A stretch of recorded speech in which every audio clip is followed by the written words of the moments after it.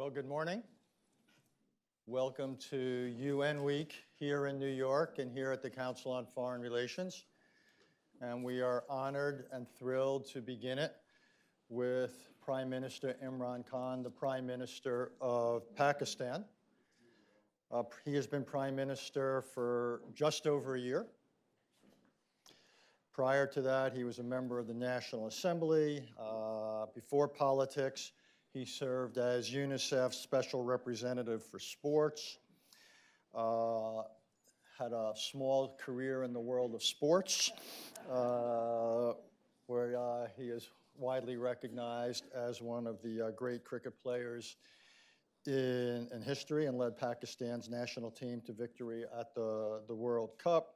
A lot of other things. He was at Oxford in the early and mid 1970s, with others, Tony Blair, Benazir Bhutto, and quite a few other distinguished people who went on to have extraordinary careers.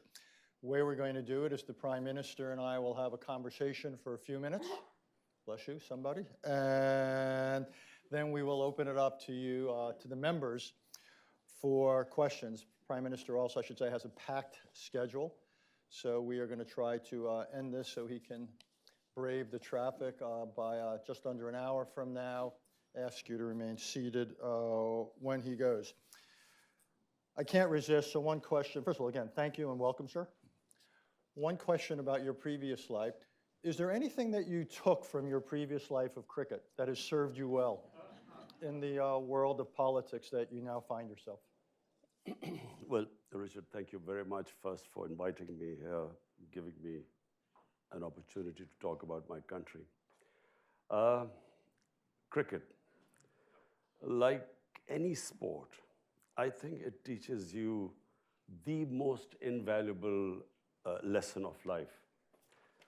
And basically that is that whenever you are aiming at some goal in life, it teaches you how to struggle, the ability to take the bad times, the setbacks.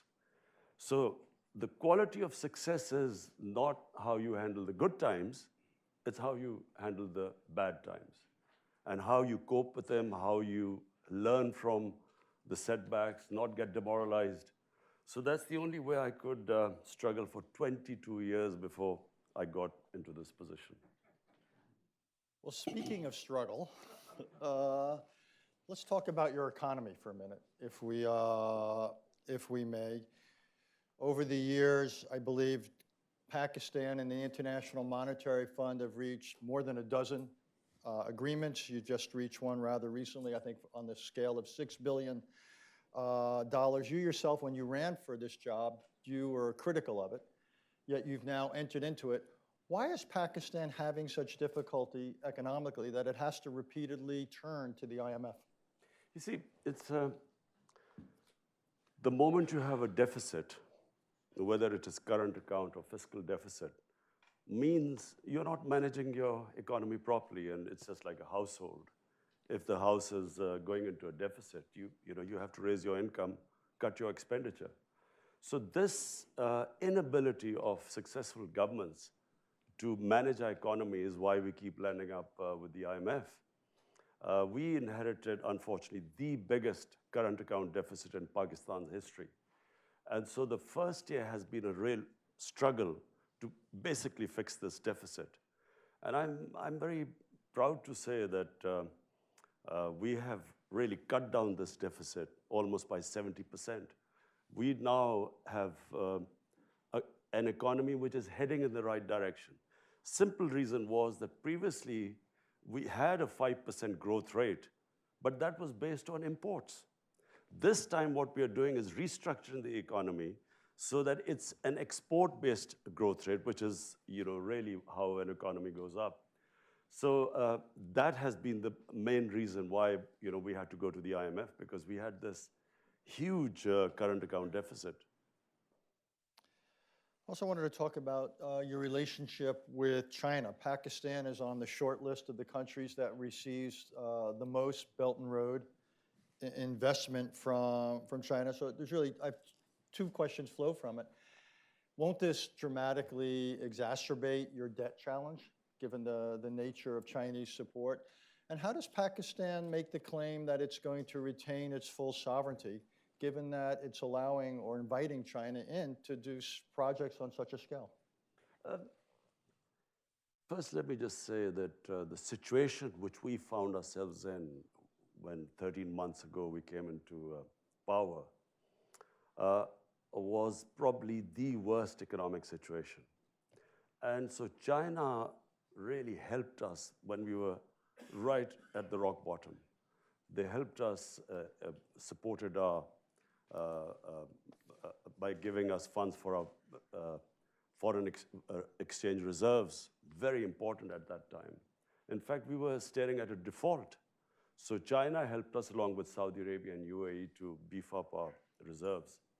And what China offers us right now as an opportunity, they have a $2 trillion import market. And so China has given us a preferential trade agreement where we can export to China at the same terms as the ASEAN countries. So this is a great opportunity. Apart from that, we have this opportunity now to get Chinese industry to relocate in Pakistan, bring in technology. So China has given us a great opportunity to lift ourselves up from where we are right now. I want to talk, and I want to try to cover a lot of different subjects before we turn to the members here. They asked the tough questions, by the way. I'm here to lull you into a sense of complacency.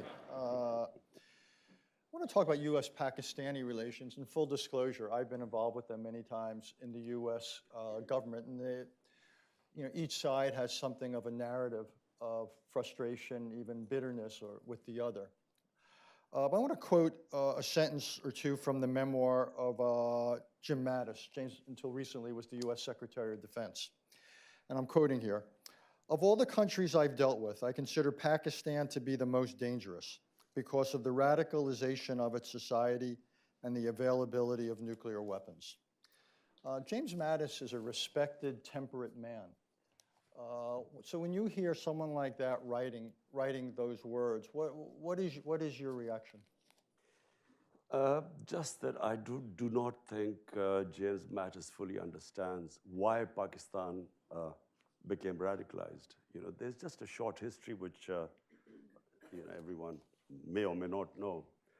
In 1980s, when the Soviets invaded Afghanistan, Pakistan, along with the United States, helped by the United States, we organized the resistance to the Soviets. And the resistance was organized by Pakistani ISI training these militants who were invited from all over the Muslim world to do jihad against the Soviet Union. And so we created these militant groups to fight the Soviets. Then, of course, fighting the Soviets, jihad was glorified. And I never forget when Ronald Reagan invited the Mujahideen leaders to Washington, and he said they reminded him, and I quote, the moral equivalence of the founding fathers of the United States. So jihad was, jihadis were heroes then. Come 1989, Soviets leave Afghanistan. The United States packs up and leaves Pakistan with a lot of those who would have reminded Ronald Reagan of the moral equivalence of founding fathers, and we were left with these groups. And then comes 9/11, and Pakistan again joined the US in the war on terror, and now we are hard. But I said we had first trained these guys to fight jihad, and it was a great idea, and now we are telling the same groups it's terrorism. So we should at least have stayed neutral. Pakistan, by joining the US after 9/11, committed one of the biggest blunders. 70,000 Pakistanis died in this. We had, some say over 150 billion, some say 200 billion, some economists, Pakistanis.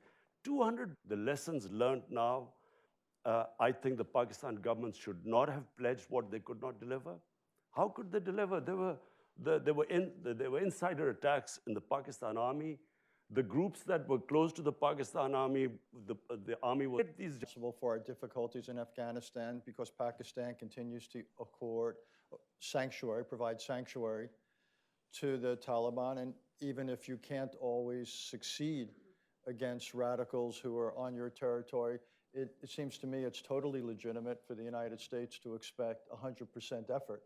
And at times we have argued and we would argue that the effort is anything but 100%.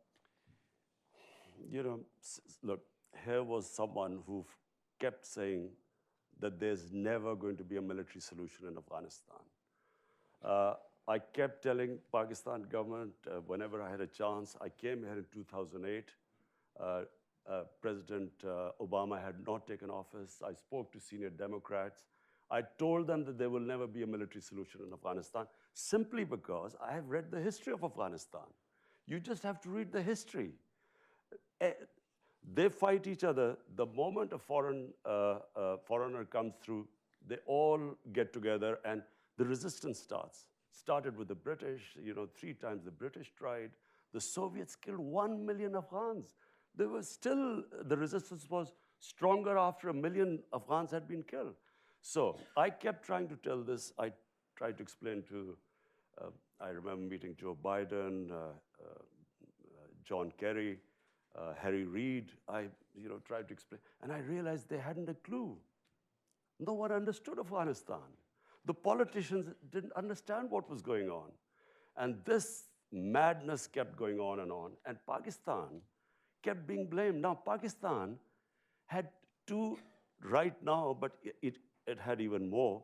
We have 2.7 million Afghan refugees in Pakistan. There are camps of 500,000 refugees living there. How do we know who's coming in and going out? Clearly, this was not from Pakistan, the idea that there were these insurgents going from Pakistan. How are we? First of all, the tribal area bordering Afghanistan, there is no border there. The Durand line is a line made by the British, which there is no border there. Now we are fencing the border. Because of the allegations that fighters are going from Pakistan, we are fencing the border. We've also time and time said that, look, if you want Pakistan to completely stop anyone going across, then take the refugees back, 2.7 billion people. But it's not possible that that 2.7 million refugees there and expect Pakistan to completely shut the border. Having said that, I do not think that it's because of Pakistan the US has not been able to succeed in Afghanistan, simply because there is a history behind it. It was never going to happen. And fortunately,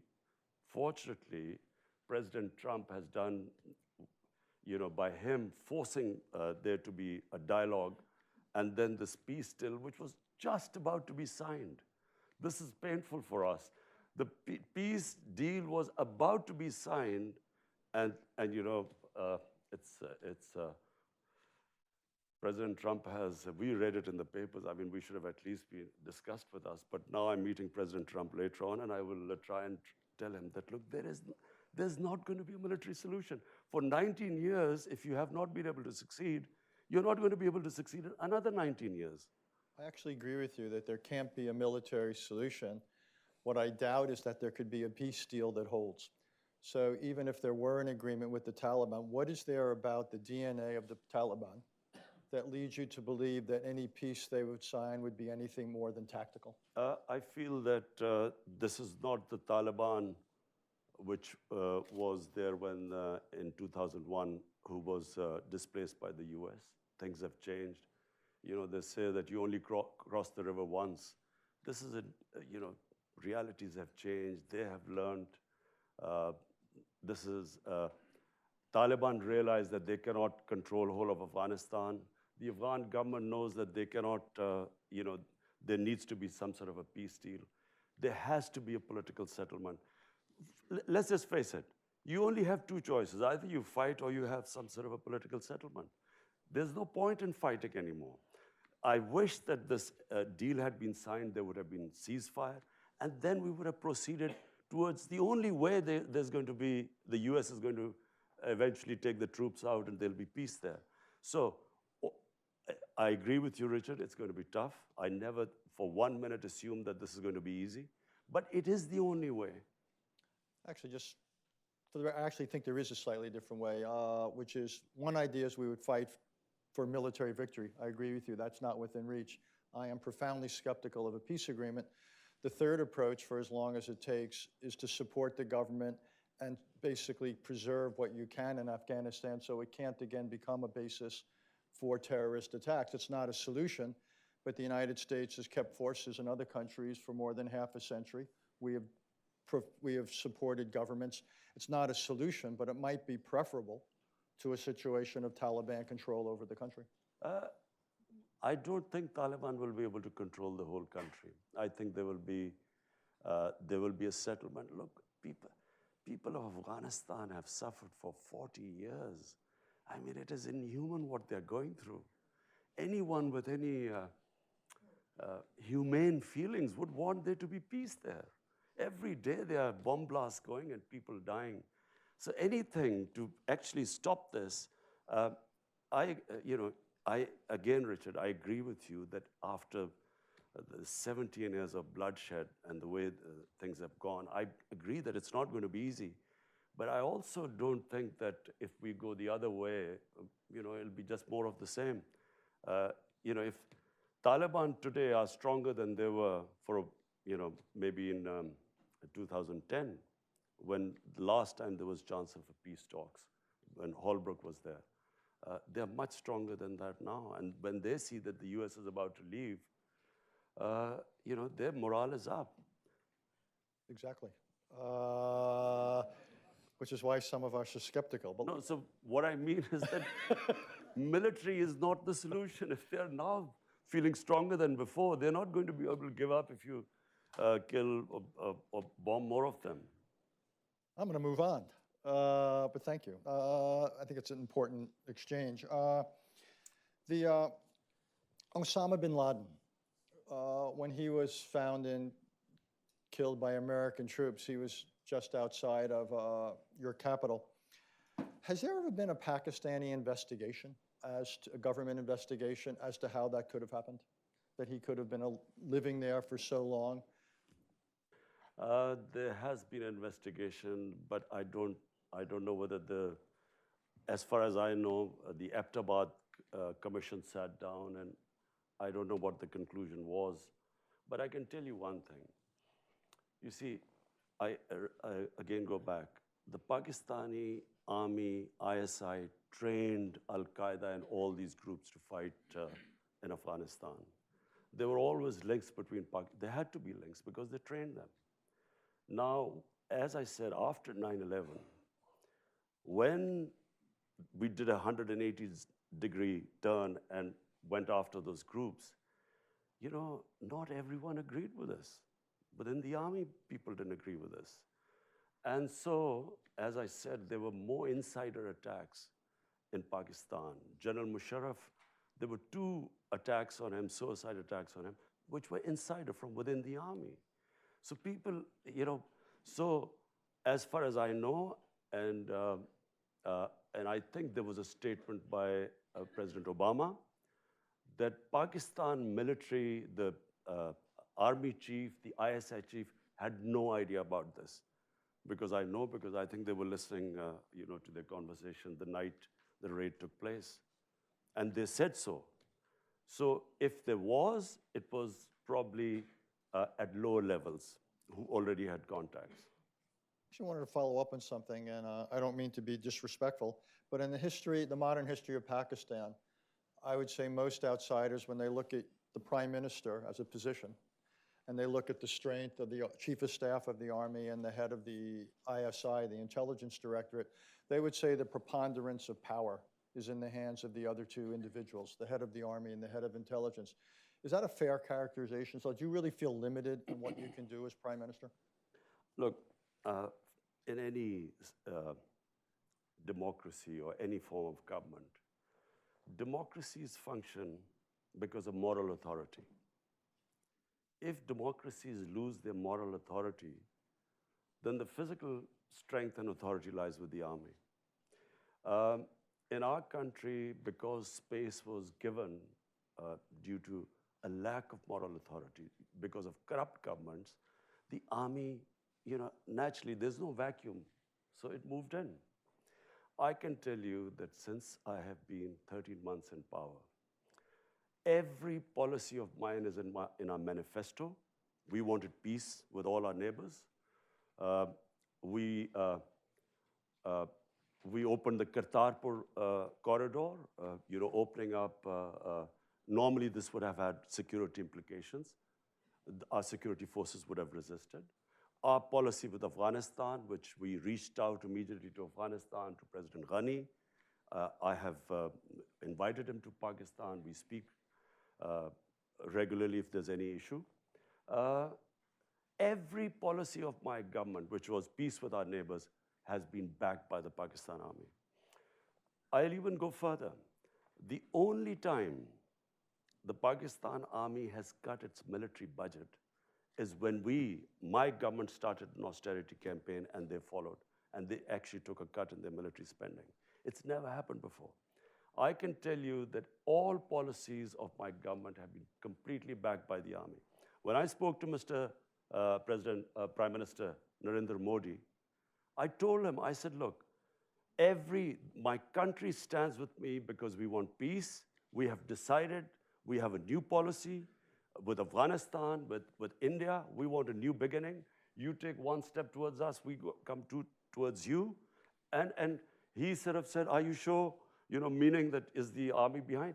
The army completely stands with us, with our policies. So in past, it may be true, and I repeat, it's because governments lose.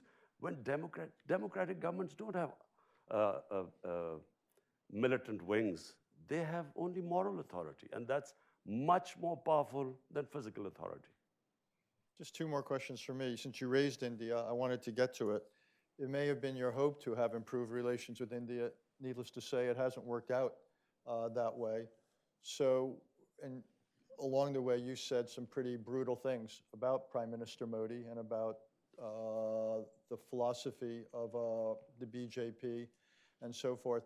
So what is a realistic path? Because one analogy I often draw is at the height of the Cold War, the US-Soviet relationship had far more dimensions to it, far more substance to it than the India-Pakistan relationship has now, in terms of diplomatic contacts, economic contacts, and the rest.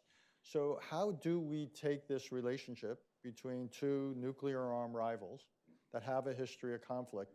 How do we make sure the future doesn't resemble the past?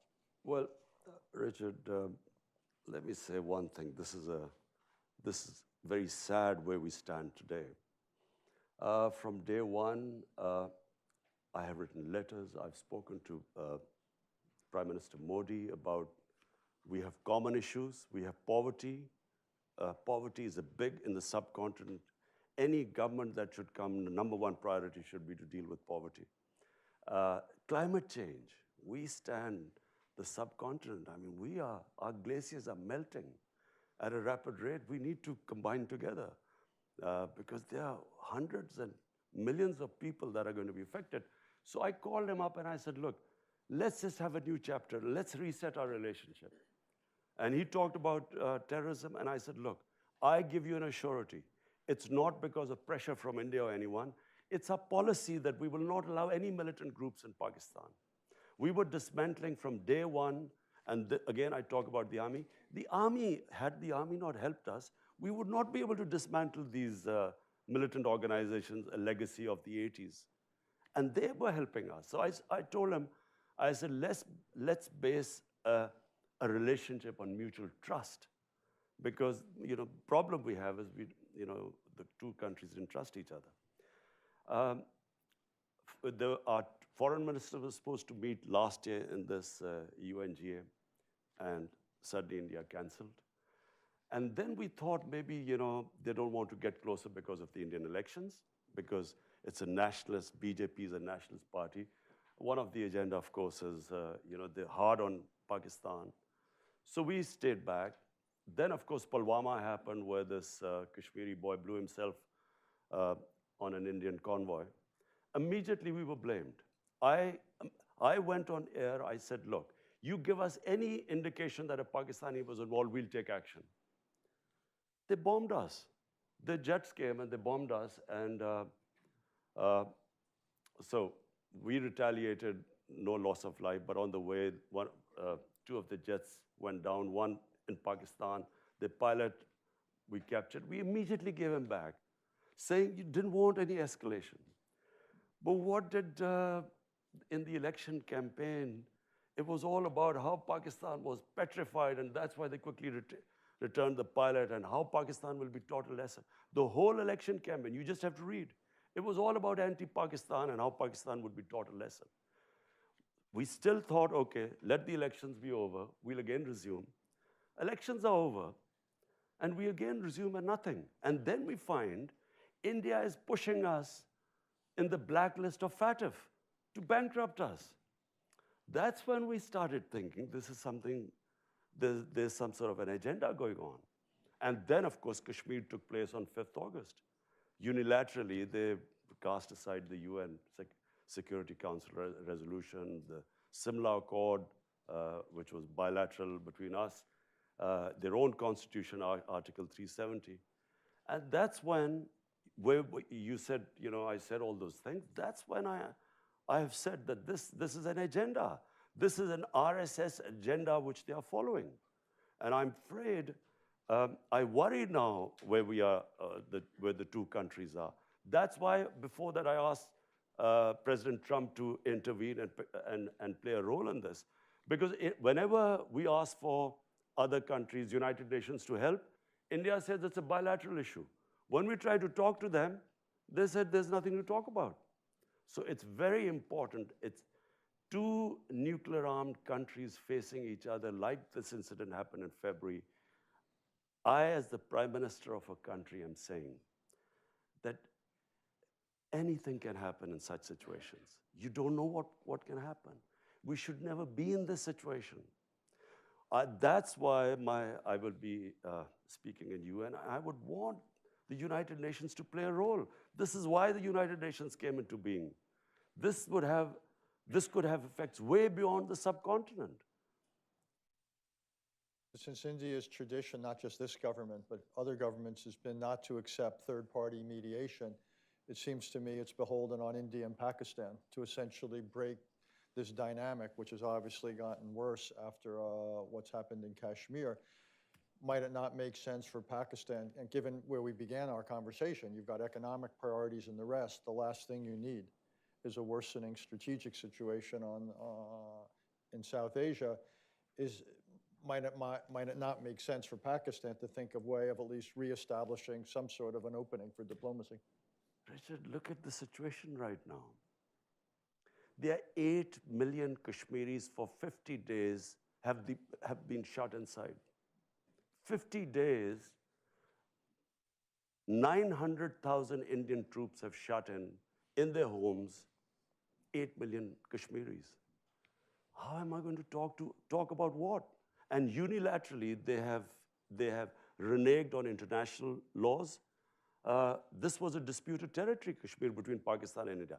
The United Nations, the Security Council, had given the people of Kashmir the right of self-determination, which was never given to them. Now, how do we start talking to anyone?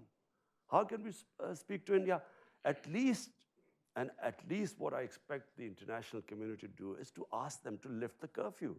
It's inhuman. It's violation of every humanitarian right of the people of Kashmir.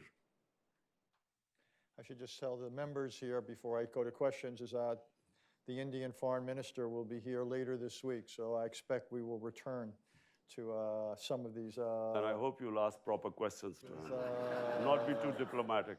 So we will have Ambassador, Foreign Minister Jaishankar here. So it's now the appointed hour. Remember, this is on the record, and please, the shorter the questions are, the more succinct, the more we can get in. Mickey, you had your hand up? Just wait for a microphone. Let us know who you are and your organizational affiliation. Hi, good morning. I'm Minky Worden from Human Rights Watch.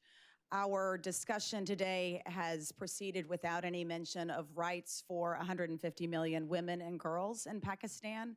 As Human Rights Watch has documented, there are serious problems with access to education, forced marriage, child marriage, and honor killings. What are your plans to deliver justice and accountability for women and girls? Thanks. Our main plank of our manifesto is rule of law. All the things you're saying is because we have weak enforcement of law. We have laws protecting women, we have laws protecting the weak, the minorities, and at times when these violations take place, it's because our enforcement, our implementation is weak.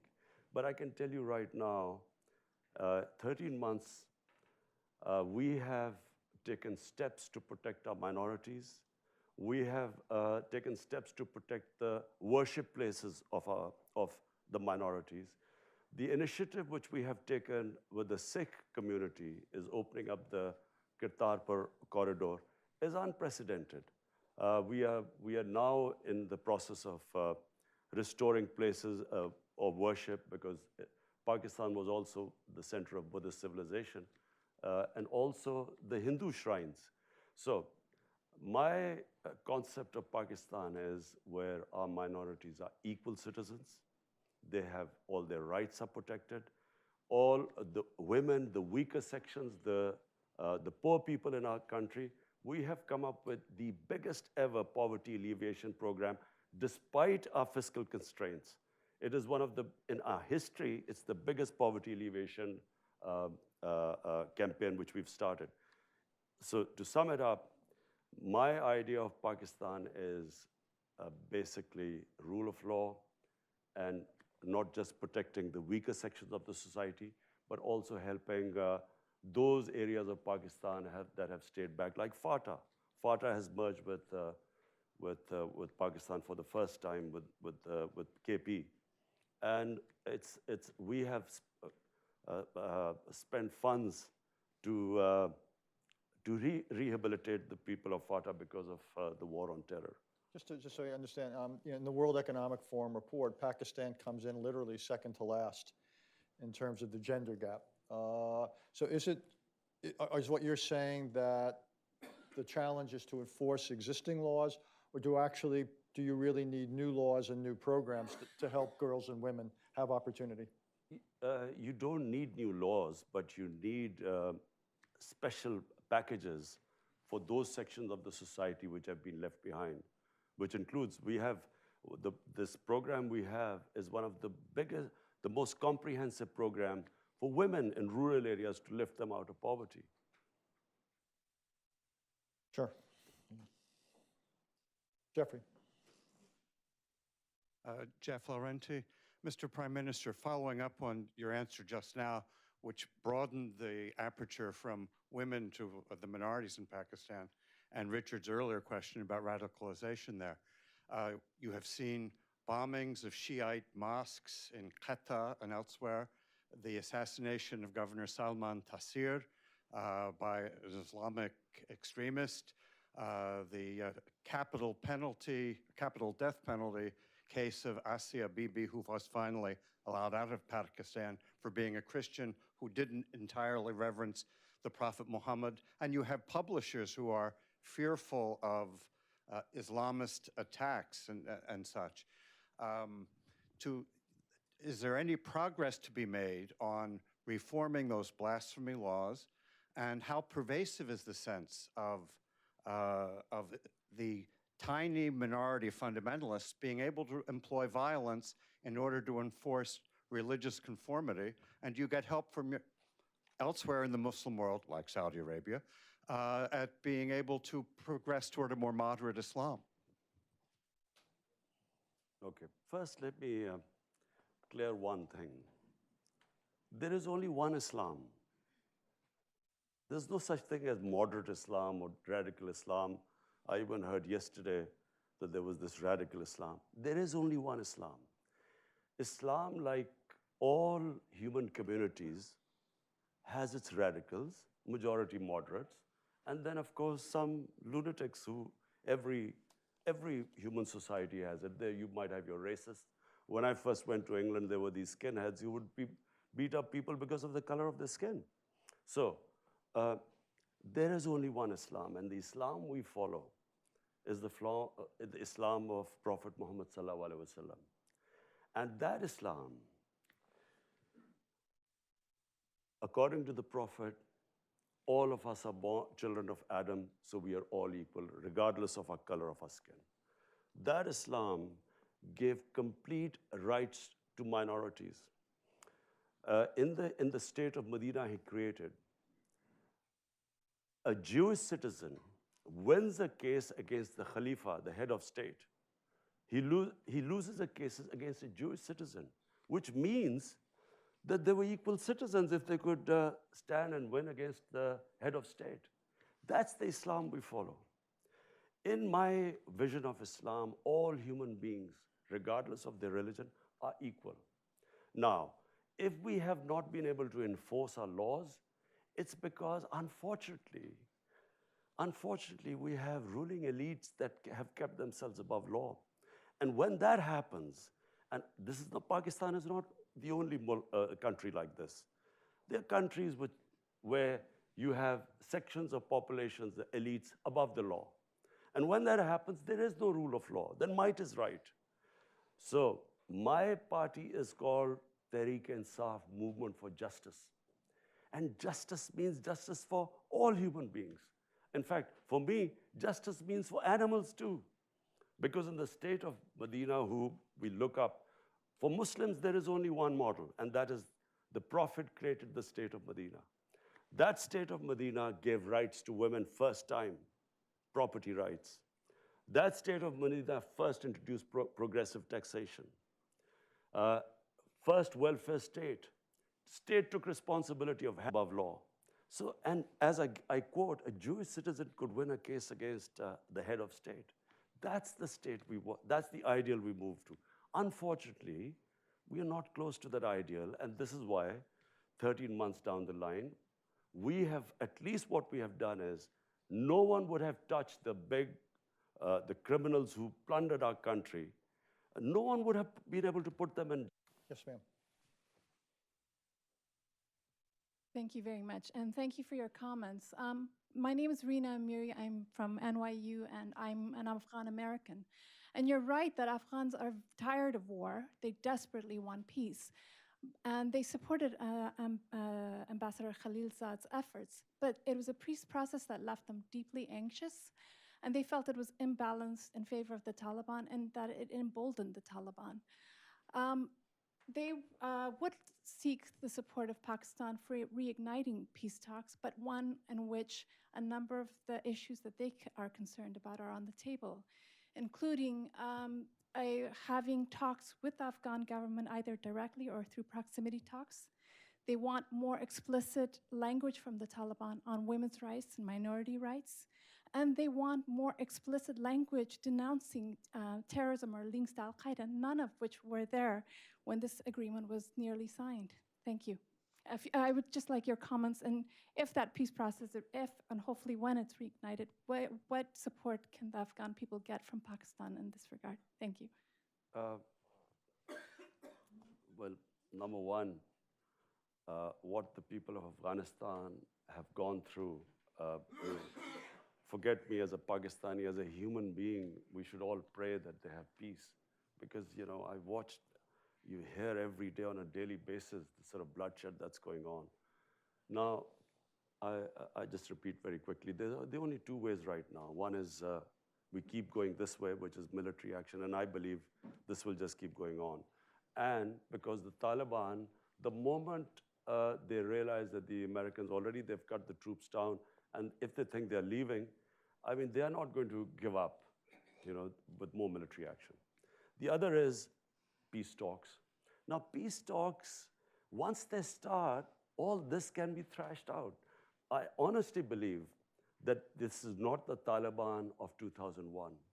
There's a lot of things that have happened, and I believe that they will be more accommodating. The Taliban delegation wanted to meet me. problem was that the Afghan government did not want me to meet the Taliban delegation, so I did not meet them. But I told President Ghani, I said, look, if I meet them, I would try and convince them about all the things you're saying. And not only that, I would try and convince them that the Taliban must talk to the Afghan government. At the moment, they're only talking to the Americans. There are no direct talks between Taliban and the Afghan government. I would have tried my best. Because finally, I mean, yes, they've looked back in 2001 and that period, and they think that, the way Taliban behaved at the time, minorities and so on, with the attitude to women. But I think once the talk starts, I think all these things will eventually fall into place because the people of Afghanistan, both sides, want peace right now. Jeffrey Rosen.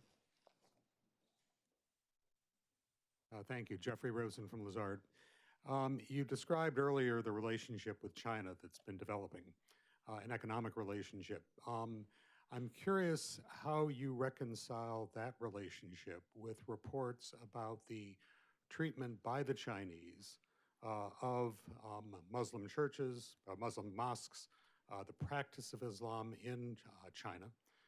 Whether you're able to use this as the relationship as a means of pressuring the Chinese to perhaps relax in that treatment, and if not, whether you raise the risk of perhaps some of the more radical elements of Islam in Pakistan, acknowledging there's not radical Islams, but there are radical Islamic people who practice Islam who are radical, whether you run the risk of a reaction from them domestically, which could unsettle the country, your country. Particularly given what the Chinese are doing, with the Uyghurs. Look, with the Chinese, we have a special relationship, and it's the way China functions. Any of issues like these, we talk to them privately. We don't make public statements because that's how China is. And I again repeat, I mean, China has come to a help when we were right at the rock bottom. So I would not publicly talk about it, but just, as someone who has taken over Pakistan 13 months ago, faced the biggest economic crisis, dealing with that. We have a problem in Afghanistan trying to settle that. We are worried about what would happen now with Iran and Saudi Arabia, the United States. That's the other border. So one border Iran, the other Afghanistan, and now with India. I think I've got enough on my plate right now. Wouldn't you say, Richard? What would you do if you were in my position? You'll probably have a heart attack by now. Unlikely. I would welcome that conversation. Listen, the only reason I can cope with these pressures is because, when you walk out on not a lot of you won't understand cricket, but imagine, you're walking out on a cricket field, there are 90,000 people in the stadium. You walk 70 yards down into the middle of the pitch, and the worry that you can be out first ball and you will have to walk all the way back with 90,000 people. So that takes character. It builds. So you are able to play under pressure once you cope with that. And that's the only way I have coped. And Richard, you would not have been able to. I'm telling you. Every golfer knows what it's like at the first tee when the crowds are there. Golf is a piece of cake compared to this. We could continue that, but I will show uncharacteristic discipline. Sure. Michelle Caruso-Cabrera, CNBC contributor, following on the conversation about China. Richard asked you very directly about maintaining your sovereignty in the face of so many Chinese loans, and you didn't answer it directly. I mean, you've talked about China coming in when you were rock bottom, but are you concerned about the trade-offs that level of investment presents to Pakistan? Absolutely not. I mean, for instance, I mean, what would China, how would it impinge on our sovereignty? Maybe they would say, don't have a good relationship with the US. But the Chinese have never ever interfered in any of our foreign policy, in any of our domestic policy for that matter. I think China sees Pakistan as the CPEC, this economic corridor and the Belt and Road Initiative. They see this as a great opportunity for them. I think China is one country which we can all learn from. Their main concentration has been on trade and wealth creation and lifting the standard of living of their people. What I admire about China the most, in 30 years, they have taken 700 million people out of poverty. It's never been done in human history. And when I came, if you ask me, what is the one thing I want in Pakistan? Lift our 100 million Pakistanis out of poverty. This is our main thing. So that's where we have learned a lot from China, how they tackle poverty in these last 30 years. So the answer to the question, there have been no demands by China which restrict our sovereignty. Are you not put off, though? China has accomplished what you said, but they've done it at a great price and cost in terms of democracy, human rights, and the rest, not just for Muslim Chinese, but for all Chinese. Are you not put off by that aspect of the cost of their development model? Well, who am I to comment on China? But the fact is that if any human society can accomplish this, this is humane. This is taking people out of poverty. I mean, I admire that the most. For me, if I had, but I don't have, unfortunately, the Chinese model, and if I could order people around, and I could get people out of poverty. Not just that, the way they've tackled corruption. Unfortunately, I can't do that in Pakistan. 450 ministerial level people in the last 5 years have been put into jail on corruption. I mean, I wish I could do that in my country. But, we have our limitations, but it has to be admired what they've done in terms of taking what China is now. I mean, 30 years ago, you wouldn't believe what they've been able to achieve. Mary Boyce. Mary Boyce Schiller. The attack on the Saudi oil last weekend, if the response were left entirely to you, what would the response be? Mary, I am and will always be a pacifist. I am anti-war. I do not believe wars solve problems. You go to solve one problem, you give birth to 5 other problems. You go after Al-Qaeda, you create ISIS. I do not believe wars solve problems, unfortunately. I would do everything to resolve this issue through diplomacy. I would be trying my best, because if there is a conflict there, the consequences, I mean, just look at the poorer countries. Do people care about poor countries? Imagine if oil prices go up. We are struggling finally to sort of try and balance our budget. This will just immediately throw everything for us. And so we already have the war we had, war on terror. 70,000 Pakistanis died. And it's a lesson my government, people of Pakistan have learned, that we will avoid conflict at everything. And we can't afford another conflict going on in our neighborhood. Yes, ma'am. You've been very patient. Masuda Sultan, All in Peace, a coalition of Afghans and Americans looking to end the longest war in American history. I wanted to thank you for your comments on Afghanistan and the war. And you've been supportive of U.S. efforts at peace negotiations and indicated your willingness to encourage Trump to continue negotiations. My question is, what steps do you intend to offer to take as the Pakistani Prime Minister to advance the dialogue? For example, you mentioned that you didn't meet the Taliban when the Afghan government requested you not to. So what other steps do you intend to take? And how does the Kashmir issue complicate, or does it the Afghan issue?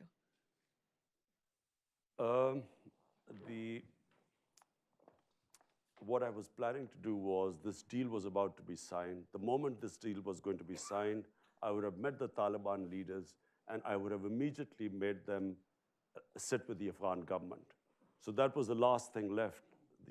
At the moment, the Taliban were only talking to the Americans. And so once they had, the deal was signed, then we would have got them to talk to the Afghan government. I would have tried my best. And I feel that that was the way ahead. We just read the tweet about the talks breaking down. I wish we had been consulted and we would have tried our best. This was always, I mean, the fact that President Trump felt that because of, the terrorist attack, because of that, he had broken off talks. But, when you are fighting and talking at the same time, this was always going to happen. But they have to stay the course. So I will be trying my best to convince President Trump to resume the talks. To what extent are you using Twitter as a tool of political persuasion and reaching out to your own population or to India's? To what extent is Twitter a tool for you? I try my best to convey my feelings. I do feel, Richard, I honestly feel, I'm sitting in front of you, I have known India. I have had love and respect from India and fan following because India loves cricket more than any other Pakistani. I'm more worried about India right now than probably even Pakistan, because India is not heading in the right direction. If you see what has happened in India in the last 6 years, it is frightening for some of us. It's not the India I know of Gandhi and Nehru. It is this ideology that has taken over India of Hindu supremacy. And whenever such an ideology takes over, there is always something they blame. You have to hate someone to be, supreme and an exclusive Hindu India. This is the ideology that assassinated Gandhi.